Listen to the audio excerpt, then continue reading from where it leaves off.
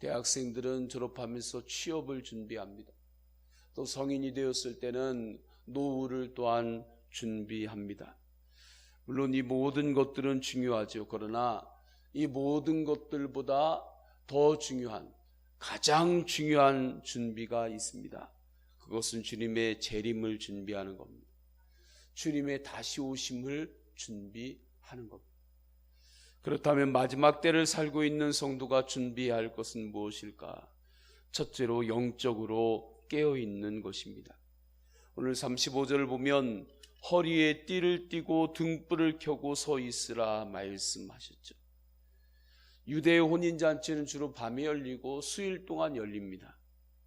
그래서 주인이 언제 올지 모르죠. 그래서 주님께서는 오늘 이 비유를 통해서 주님이 다시 오실 날, 주님의 재림이 언제 이루어질지 모르니까 그날을 성도는 영적으로 깨어있으라 말씀하십니다. 그래서 37절에 보면 주인이 와서 깨어있는 것을 보면 그 종들은 복이 있으리로다 말씀하죠. 영적으로 잠들어 있으면 안 됩니다. 잠들 것 같으면 스스로 흔들어서 깨워야 합니다. 또한 옆에 있는 이가 영적으로 잠들 것 같으면, 영적으로 졸고 있으면 그를 잡아 흔들어 함께 깨워야 합니다. 그것이 섬김이고 그것이 사랑입니다. 육신은 잠을 자야 살 수 있지만 영은 잠들면 죽습니다. 추운 날 밖에 있는 사람이 잠들면 죽어요. 깨어 있으면 삽니다. 기도와 말씀으로 깨어 있기를 축원합니다. 예배로 깨어 있기를 축원합니다. 전도와 복음을 증거하는 데 깨어 있기를 축원합니다. 두 번째, 재림을 준비하는 성도는 성실한 삶을 준비해야 합니다. 주님은 우리가 일상에서 손 놓고 주님 오실 날만을 기다리면서 살기를 원하지 않습니다. 주님이 다시 오실 때에 기쁨으로 주님을 맞이하는 사람은 오늘의 삶을 성실하게 사는 사람입니다. 최선을 다해서 사는 사람이에요. 많은 이단과 거짓 교사들은 일상의 삶을 무시하고 단순히 종말만을 집중하고 기다리게 만듭니다. 일상의 삶을 버리고 종말에만 집중하게 만듭니다. 집착하게 만듭니다. 그래서 신천지 같은 경우도 수많은 청년들이 일터를 포기하고 자신들이 해야 되는 그러한 일들, 학업도 다 뒤로 하고 신천지 포교에만 열을 올립니다. 심지어는 마지막 때가 되면, 그날이 되면 세상의 모든 사람들이 신천지로 이것저것 다 싸들고 와서 우리를 제발 살려달라고 신천지로 몰려들 것이고 줄을 설 것이기 때문에 우리가 굳이 지금 일상의 삶에 전념하는 것, 그것이 중요한 거 아니다. 가장 먼저 신천지 그 포교에, 거기에 집중하는 것이 가장 중요한 것이다. 그렇게 이야기하죠. 그렇기 때문에 신천지로 인해서 가족과 갈등이 일어날 때는 가족을 버려라. 가족을 버려라. 그래서 실제로 가족을 버리게 되는 그러한 일들이 얼마나 많이 있습니다.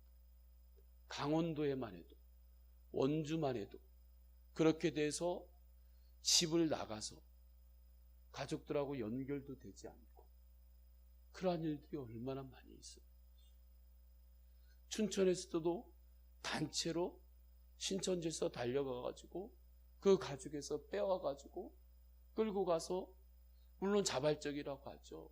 왜냐하면 그 사람은 마지막 때가 되면 신천지로 가족들이 와가지고 우리를 살려달라고 그렇게 이야기할 테니까, 부모님 지금은 내가 불효자인 것 같지만 앞으로는 저 때문에 부모님이 살 수 있습니다.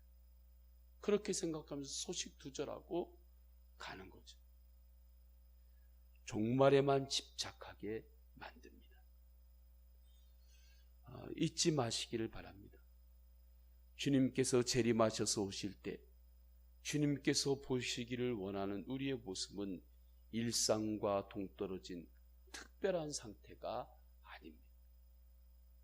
우리의 일상에서 성실하게 최선을 다해서 살아가고 주님께서 우리에게 지금 주신 그 자리에서 하나님이 주신 사명을 감당하면서 살아가고 있는 그 모습을 주님은 보기를 원하십니다. 혹시라도 신천지에서 미혹하고 할 때 성경적으로 정말 갈등이 되면 목회자에게 와서 물어보세요. 정말 물어보세요. 그러면 정확하게 이야기해 줄 수 있고 그걸 안내를 해줄 수 있습니다. 왜냐하면 이제 3월 봄이 되면 신학기가 되고 모든 것들이 될 때 원주에서 이단들이 포교에 굉장히 또 열을 올릴 겁니다. 원주만 해도 전국에서 신천지가 10% 이상이 성장하는 도시 중에 하나예요. 인천 14%, 대구 11%, 원주가 11%예요. 전국에서 이단이 계속해서 지금 활개치고 활동하는 전국에 있는 도시 중에 베스트 5에 들어가는 도시가 원주입니다.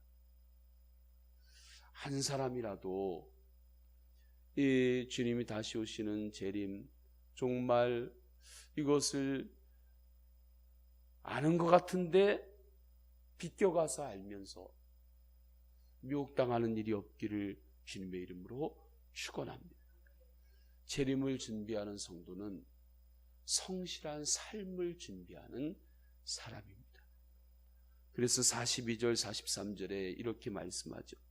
주께서 이르시되 지혜 있고 진실한 청지기가 되어 주인에게 그 집 종들을 맡아 때를 따라 양식을 낳아줄 자가 누구냐. 주인이 이를 때 그 종이 그렇게 하는 것을 보면 그 종은 복이 있으리라 말씀하는 겁니다. 주님이 다시 오시는 날 주님께서 청지기로서 우리를 세워주신 그 자리에서 성실과 진실로 살아가면서 주님 주신 사명을 감당하는 것. 거짓말해가지고 영혼 구원하게 만든다고 포교하고 그런 것 아니라 성실과 진실함으로 영혼을 구원하고 나가는 모략의 교리로 사람을 신천지로 포교하려면 어떠한 거짓말도 괜찮다. 이러한 것이 아니라 성실과 진실로 하나님 나라를 확장하는 삶, 그 삶이 주님 다시 오심을 준비하는 삶이죠. 세 번째 재림을 준비하는 것은 날마다 예수 그리스도를 바라보며 생각하는 겁니다. 현대인은 생각해야 할 것이 너무 많죠. 그래도 아무리 생각할 것이 많아도 가장 우리가 집중해야 하는 생각은 예수님입니다.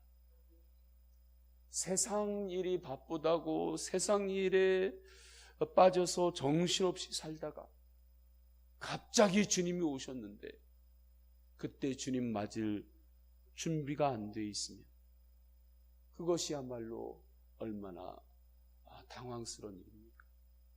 비극적인 일입니까?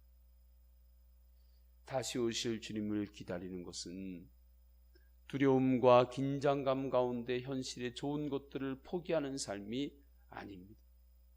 사랑하는 사람을 기다리고 사랑하는 사람을 항상 생각하고 바라보는 설렘과 기대감의 시간이죠. 저는 우리 성도님들이 예수 그리스도를 생각하고 예수 그리스도를 바라보며 주님이 언제 오시더라도 주님 맞을 준비가 항상 되어 있는 그러한 우리 성도님들이 되시기를 축원합니다.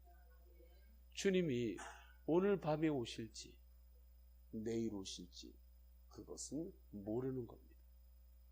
그러나 한 가지 힌트가 있기 때문에 우리가 땅끝까지 복음을 전하는 거죠. 이 땅끝까지 복음이 다 전해지면 그제서야 끝이 오리라 하신 말씀, 그 말씀이 있기에 복음이 땅끝까지 다 전해지면 그때 주님이 오실 것이다. 그렇게 우리가 말씀에 의지해서 그렇게 알고 있는 거지, 정확한 시와 때는 아무도 알 수 없는 겁니다. 주님이 재림하시는 것, 주님 다시 오시는 것에 대해서 오늘 말씀에서 분명하게 계시하고 있는데, 우리 성도님들이 이 땅에서 여러 가지 준비하는 것 중요하지만 가장 중요한 것, 주님 다시 오시는 삶을 준비하는 것이 가장 중요한 것임을 항상 잊지 마시기를 축원합니다. 준비해야 하는데 어떻게 준비해야 되느냐? 영적으로 깨어 있으면서, 예배로, 기도와 말씀으로, 복음 전도자로 깨어 있으면서 매일매일을 성실하게 최선을 다하며 일상을 사는 겁니다. 그리고 주님을 바라보며 이 진리를 알지 못하는 사람에게 알려주어야 되죠. 이것이 전도입니다. 주님 앞에 이 새벽에 말씀을 붙잡고 기도합니다. 주님, 제가 영적으로 정신을 똑바로 차리겠습니다. 성실하게 일상을 살겠습니다. 그리고 주님만을 바라보며 전도하겠습니다. 전도의 문을 열어 주옵소서. 우리 다 함께 기도하십니다. 다 함께 기도하실 때 이 말씀을 붙잡고 기도합니다. 또한 이 나라 민족을 위해서 기도하시고, 해외 선교지, 국내 선교지, 우리 재단을 통해서 하나님 나라가 확장이 되고 구원받는 영혼들이 날마다 더해지게 하여 주옵소서. 주님, 저에게 구령의 열정을 부어 주옵소서. 하나님, 육신 연약한 이들을 치유하시고 강건케 하여 주옵소서. 내일 주일 성일입니다. 모든 예배자들이 예배를 사모하며 주의 전에 나와 예수님과 깊이 만나게 하여 주옵소서.